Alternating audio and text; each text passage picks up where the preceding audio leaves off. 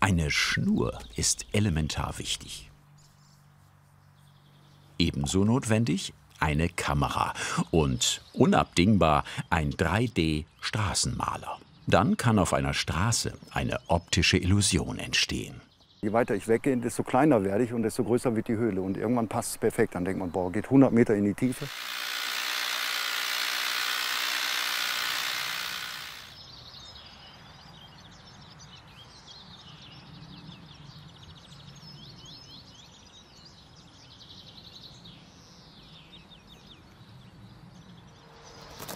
Bei einem Straßenbild ist die Straße die Leinwand und die darf für Edgar Müller auch schon mal angekratzt sein. Also ich habe den Boden gesehen und war sofort verliebt in den Boden. Ich denke, wow, weil der hat Charakter, der hat sein Alter hinter sich, das ist schon, man merkt, der ist benutzt, der hat Risse. Und sowas für mich als Straßenmaler, als Basis, als Leinwand ist verlockend und weil wenn ich auf dem Boden arbeite, arbeite ich mit dem Boden. Mit den Fugen, mit Kaugummis, mit Goodies. Da oben ist ein Deckel.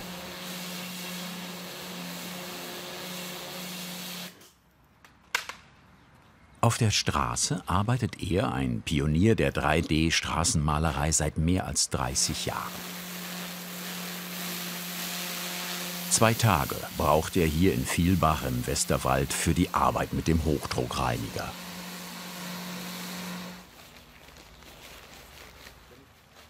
Nur hat sich leider herausgestellt, dass doch der Zustand ein bisschen kritischer ist als erwartet. Und deswegen, was sehr unüblich ist, aber bessern wir jetzt ganz schnell mit Blitzzement aus.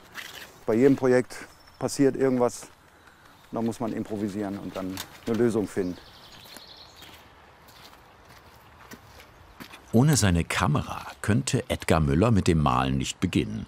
Mit ihr legt er den Punkt fest, von dem aus die 3D-Illusion gesehen werden kann, den Betrachterpunkt. Hier muss ich halt gucken, dass jetzt das Gebäude im Hintergrund und das Gemälde darunter im vernünftigen Format sind. Goldener Schnitt hat bestimmt jeder schon mal gehört irgendwo. Dass jetzt nicht oben der Himmel zu viel abgeschnitten ist. Mit etwas Glück sind auch noch Wolken da. Also ich versuche einfach die ganze Szene in ein schönes Format zu kriegen. Aber das ist der wichtigste Schritt, weil wenn ich jetzt einmal hier bestimme, der Punkt ist hier, dann ist der auch da. Dann kann ich nicht mehr ändern, dann ist vorbei. Ne?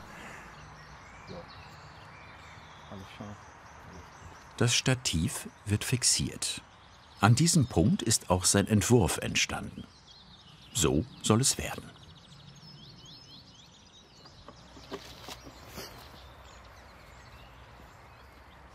Für einen weiteren Betrachterpunkt bringt Edgar direkt unterhalb der Kamera eine Weitwinkel-Glaslinse mit 28 mm Brennweite an.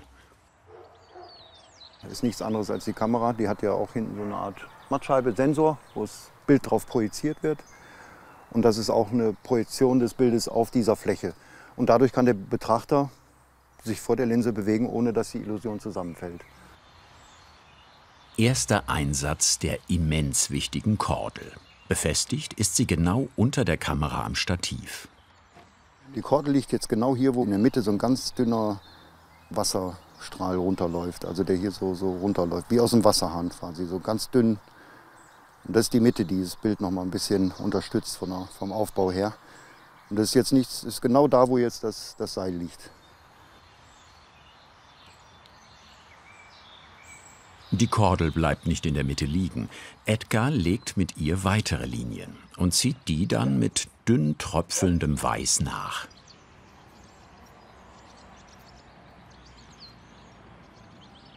Nehmen wir mal an, ich würde ein Bild malen mit einer Laterne, mit Häusern. Da müssen alle Häuserkanten, alle Laternen, alles, was senkrecht ist, muss auf diesen Punkt. Deswegen habe ich auch diese Kordel als Lineal für alle Senkrechten. Und deswegen hat auch dieses Bild so eine Fächerform, dass wirklich von diesem Punkt alle Senkrechten. Und wenn man dann am richtigen Punkt steht und ein Foto macht, dann sind die Senkrechten gerade. Glaubt man nicht, aber es ist so. Grundbedingung für seine dreidimensionalen Bilder. Der Begriff ein bisschen verwirrend ist 3D-Bild. Also es ist kein Bild, was man jetzt mit einer speziellen Brille betrachten muss oder nicht wie im 3D-Kino oder so, gar nicht. Es ist reine perspektivische Gesetze, die da angewandt werden auf einer 2D-Fläche, die dann vom richtigen Standpunkt aus die dritte Dimension öffnet. Ich male ja genau auf einer ganz dünnen Schicht zwischen Himmel und Erde oder Erde und Himmel. Genau auf diese dünnen Oberfläche male ich und da tut sich dann eine dritte Dimension auf. Na, und dann denke ich, wow. Der Lavastrom in seinem Heimatort Geldern. Die Gletscherspalte, Irland 2008. Und London 2009, die Höhle. Ich hätte in den Baumarkt gehen können oder in irgendein Geschäft und sagen können, okay, ich hole mir jetzt Wandfarbe, Acrylfarbe, Dispersionsfarbe, ist alles plastikbasiert. Da ist aber für mich jetzt der Nachteil, ich kriege eine fertige Mischung.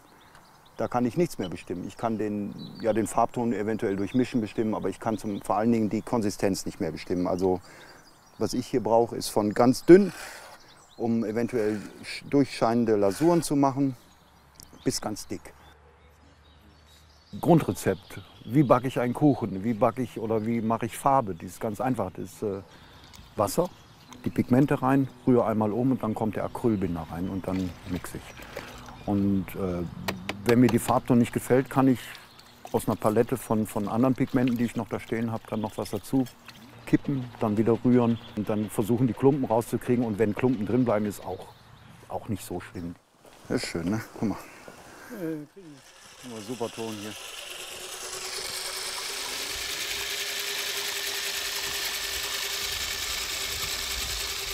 Die erste ockerfarbene Mischung ist der helle Grundton der Höhle. Die Helfer fegen den obersten Bildbereich, während Edgar seine ersten Pinselstriche malt.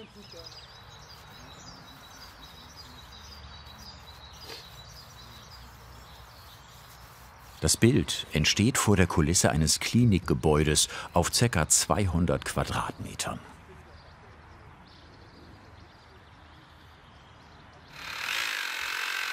Ein Blau muss her, ein Himmelblau. Edgar mischt Ultramarinfarbpulver und diverse andere Blaupigmente mit Wasser und Acrylbinder.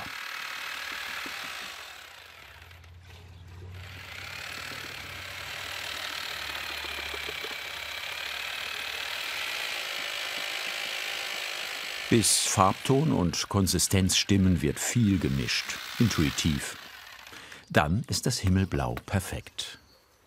Von der unteren Mitte von der Tür hier so rüber, 1,50 Meter Abstand und darüber. Da, wo das Stöckchen jetzt liegt. Ne? Oh. Und dann alles blau hier so rüber. Wenn das ein bisschen Struktur hat oder mal ein bisschen mehr Farbe drauf ist oder so und die läuft, ist wunderbar. Das ist Wasser. Arbeiten in den äußeren Bereichen des Bildes gibt Edgar gerne an freiwillige Helfer ab. Auf den von der Kamera weit entfernten Flächen kann und soll die Farbe grob aufgetragen werden. Letztendlich aber entscheidet immer Edgar von seinem Betrachterpunkt aus, wie gemalt wird. So reintauchen und so. Mehr nicht. So.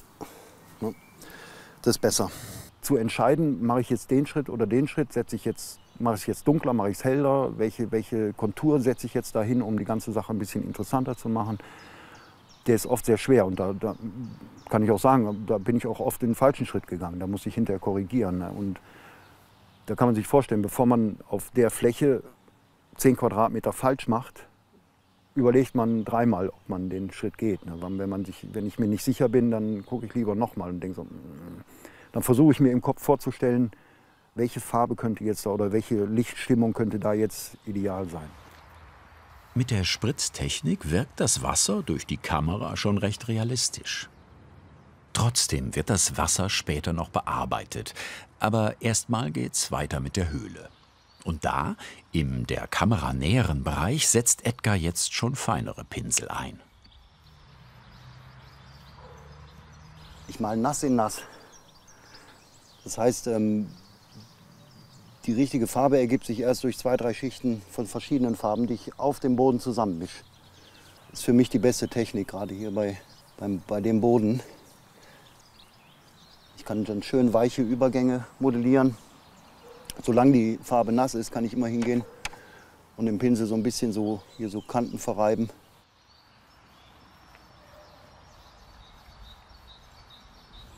Bevor ich jetzt hier schwarz aufsetze, mache ich hier eine rote Kante.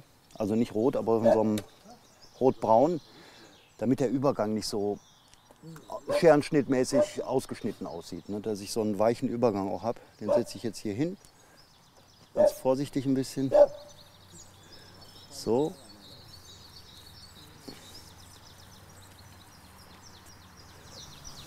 Und wenn ich jetzt mit Schwarz hier hingehe, dann kann ich jetzt, wenn nicht mehr viel Farbe am Pinsel ist, gehe ich hier auch noch mal einmal drüber und dann sieht man, wie das so eine weiche Kante kriegt. Ist wenig, aber mit viel Effekt hinterher auf dem Foto. Und jetzt geht erst der richtig malerische Prozess, der geht jetzt erst los. Ne? Diesen Malprozess werden unsere Kameras von jetzt an 3 Tage lang nicht verfolgen. Zum Glück hat Edgars eigene Kamera eine Zeitrafferfunktion.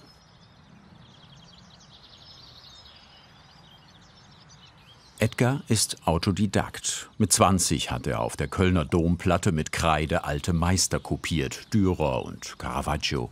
Sein erstes großes 3D-Straßenbild malte er 2007.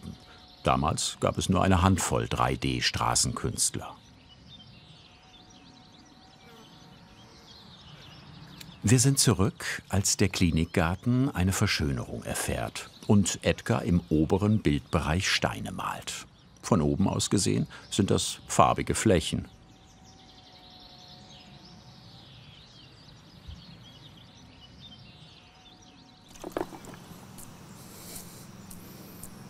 Edgars Kapital ist seine immense Vorstellungskraft. Er weiß genau, wie er Steine malen muss, damit sie komplex und glaubwürdig erscheinen.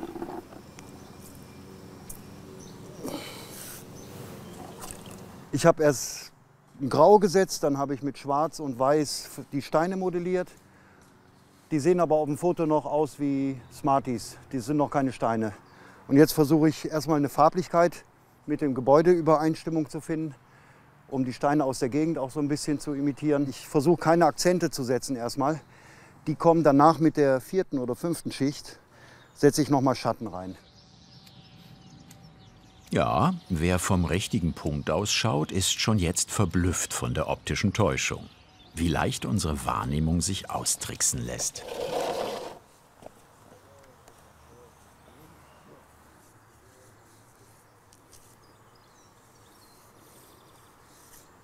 Die Steine sehen jetzt schon sehr nach Steinen aus. Also wenn ich ganz am Zweifeln bin, da sieht man ja auch, da ist die alte Linie. Noch eine, die war am Anfang, habe ich die gemacht. Und dann sehe ich hier, okay, die geht jetzt viel zu weit. Sieht man hier, die Linie geht so und hier kippen die Steine. Ne? Also das, was ich hinterher dann korrigieren muss, ist weniger Arbeit, als wenn ich von Anfang an jeden Stein kontrolliere und jetzt baue ich da noch einen drauf und noch einen drauf. Das macht man in der Ölmalerei auf einem kleinen Ölbild, aber nicht bei sowas hier. Da geht man erstmal hin und schafft Fläche, wie man so sagt. Und dann versucht man die kleinen Fehler, die da sind, noch zu korrigieren.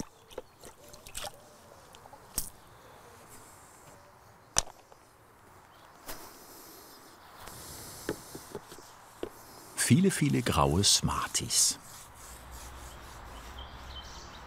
So ein Stein, nehmen wir mal an, der ist rund, nicht ganz rund.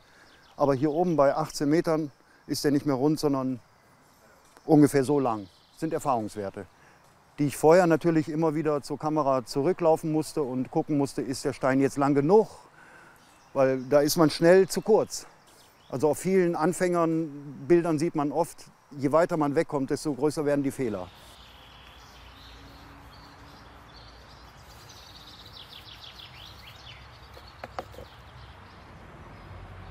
Steine überall fertig, dann geht es weiter mit Blau. Nochmal ein Blau, das den Himmel spiegeln soll.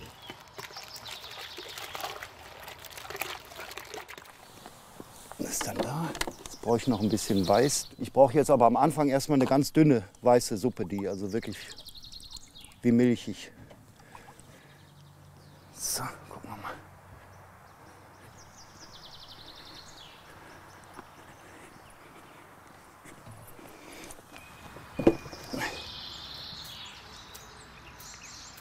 Das Blau zu sprenkeln hat sich im oberen Bildbereich schon bewährt. Hier in der Mitte ist es allerdings jetzt die zweite Schicht.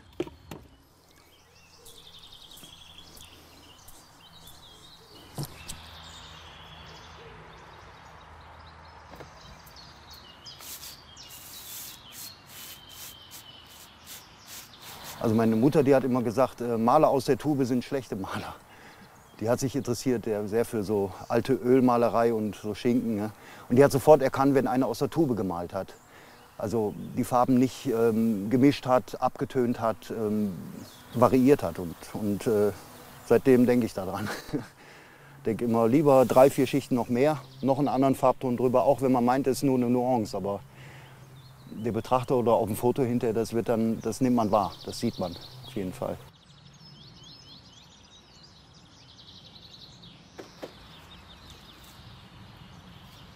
Und dann kommt ein Strohbesen zum Einsatz.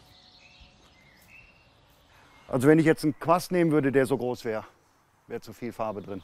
Müsste man immer warten, bis die Farbe raus ist und dann wieder so. Mit denen hier habe ich die besten Erfahrungen gemacht, die sind gut.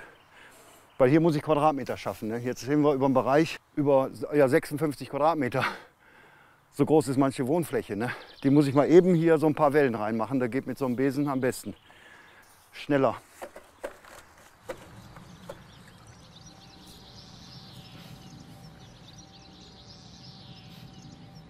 Zwei Blautöne und dann weiß drüber.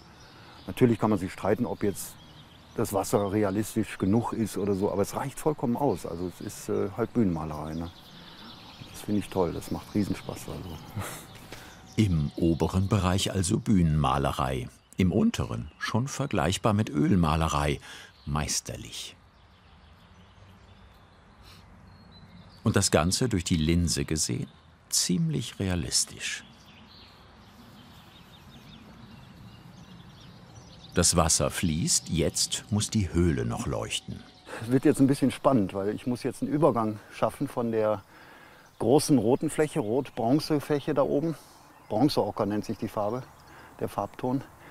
Hier ins Helle rein. Also quasi muss ich die Lichtverhältnisse in der Höhle, die unten hinter diesen Felsen zu sehen ist, die muss ich jetzt klären. Also hier haben wir jetzt noch Gelb, so ein Bronzeocker und so ein helles Ocker noch. Jetzt kommt noch ein bisschen Weiß drauf. Nicht viel. So, muss ich erstmal so.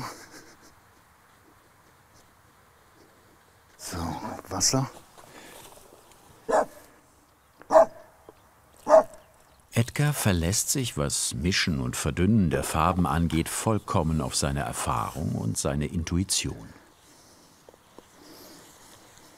Ne, ich gucke jetzt, dass ich hier die Klümpchen rauskriege. Und dann werde ich gleich zwei verschiedene, eine so dick, wie sie jetzt hier ist, die Farbe, und dann eine, die ganz dünn ist. Ist zwar eine und dieselbe Farbe, aber dadurch, dass die eine dünner ist, scheint die Farbe, die drunter ist, dann noch durch und mischt sich quasi optisch damit. Ne? Das ist Lasurtechnik. Das eine kann man sich vorstellen, wenn man zwei Farben zusammenmischt und dann aufträgt, ist pastös und ohne Struktur. Nur wenn ich jetzt eine Farbe drunter habe und dann drüber gehe und gerade durch den Boden, der sehr rau ist, ergibt sich dann eine Struktur, weil die Farbe, die drunter ist, scheint dann an manchen Stellen noch durch, mal mehr, mal weniger. Kann sogar sein, dass ich noch eine dritte Lasur drüber lege, aber kann ich gleich erst entscheiden, wenn es mal getrocknet ist. Trocknen wird es schnell an diesem perfekten Sommertag.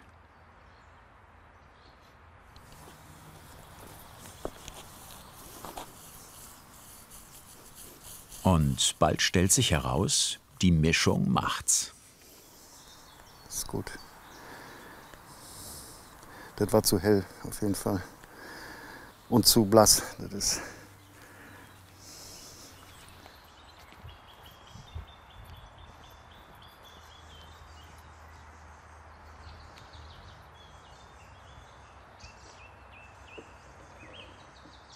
Weil hier haben wir, das sind so ganz kleine Strukturen, die muss ich jetzt irgendwie hinkriegen. Ne? Diese ganzen, und dann noch gleichzeitig den Übergang von dunkel nach hell. Und das auf 20 Meter. Ich habe ein bisschen Schiss. Oder eher Respekt vor dem. Also das ist jetzt, da geht es ans Eingemachte. Kordel, Konzentration und auch Kondition. Einige der Voraussetzungen, die es braucht, um eine gemalte Illusion zu schaffen.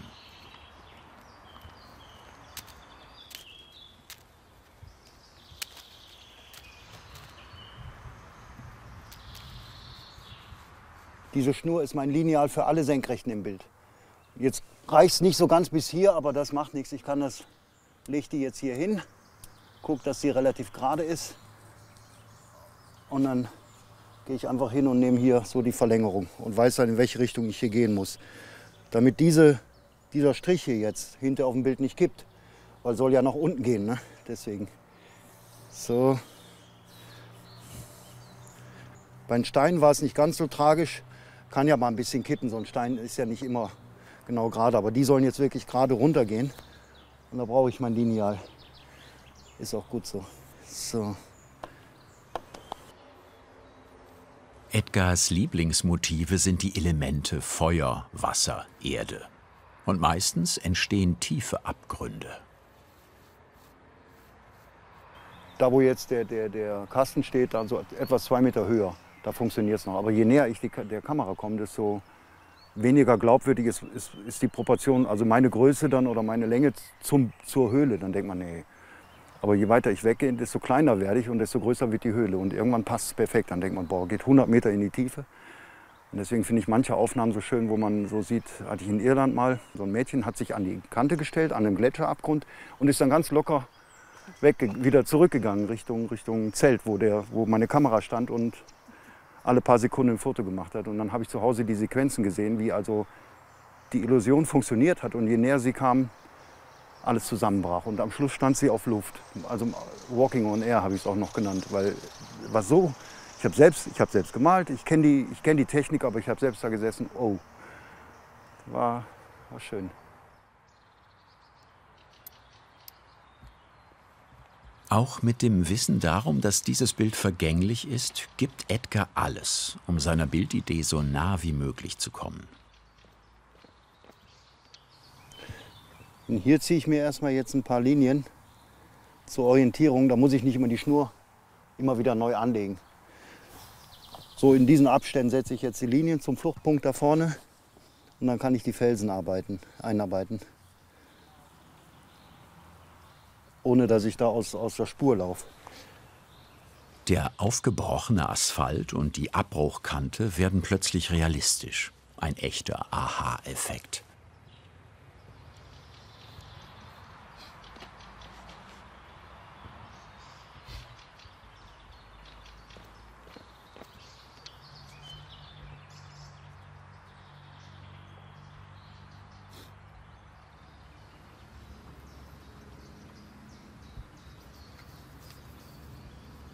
Den Felsen Struktur zu verleihen, ist eine Wissenschaft für sich, die Edgar sich im Laufe der Jahre erarbeitet hat.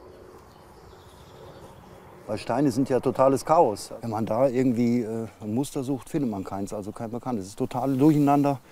Und so fange ich auch an. Hier mache einfach mal so in die richtige Richtung so ein paar Spritzer und verbinde dann fast auch wahllos. Also nach unten hin, die sollen auch sehr scharfkantig werden, habe ich eben beschlossen. Dass sie nicht so rund, sich so. Da oben ist langweilig. Hier unten finde ich jetzt schon ein bisschen interessanter.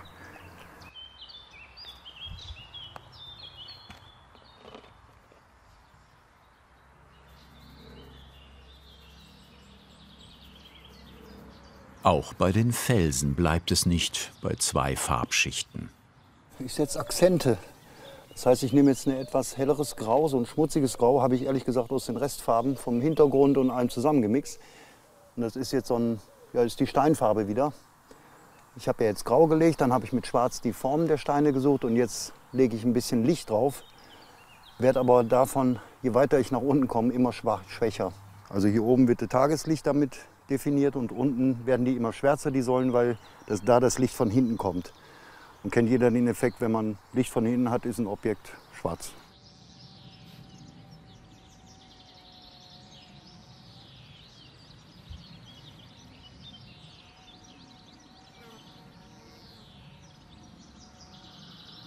Von den komplexen Felsen jetzt zum Innersten der Höhle.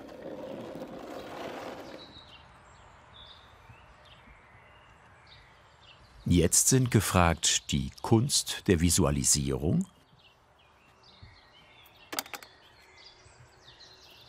höchste Konzentration und feinere Pinsel.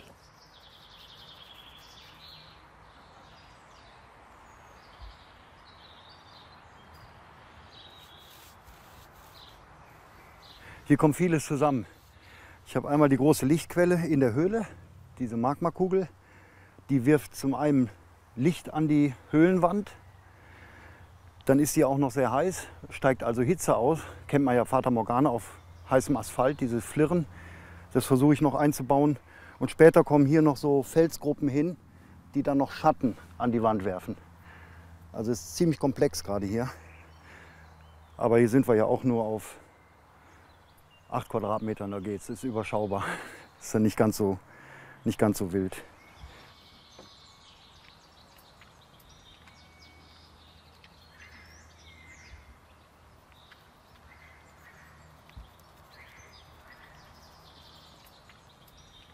Und dann malt Edgar flüssige Lava im Magmakern, als wäre es nichts.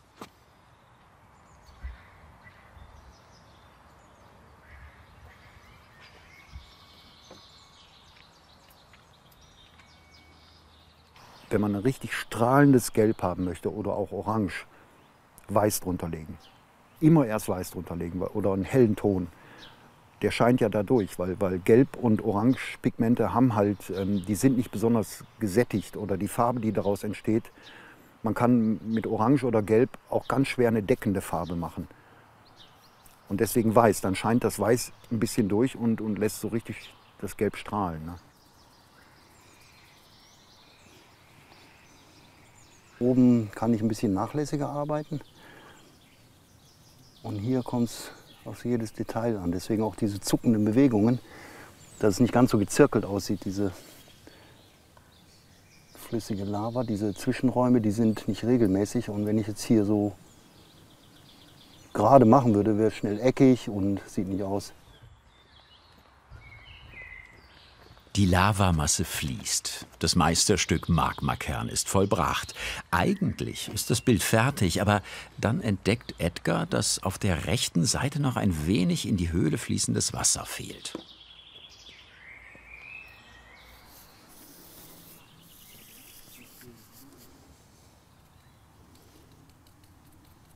Ein bisschen weiß und schon ist das Bild in seinen Augen ausgeglichener und stimmiger.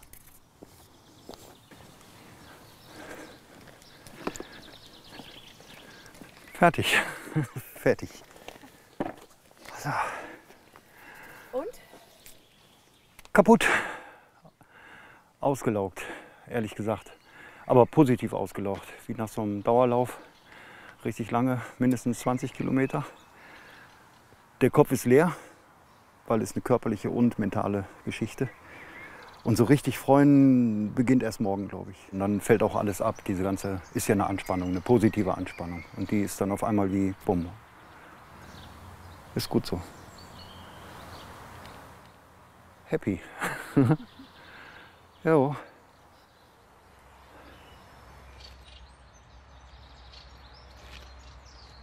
Der Zeitraffer bleibt als Dokumentation. Die gemalte Höhle wird irgendwann von hier verschwinden. Edgar Müller, der sein Straßenmalerhandwerk perfekt beherrscht, hat 8 Tage lang an diesem riesigen Bild gemalt. Etwa 70 Liter Farbe hat er gebraucht.